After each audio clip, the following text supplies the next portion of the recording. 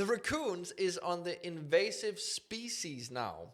So what has happened is that it's a long story, but it's super it's crazy. It became on the invasive species in some countries or maybe entire Europe, which means that they are now allowed to kill them.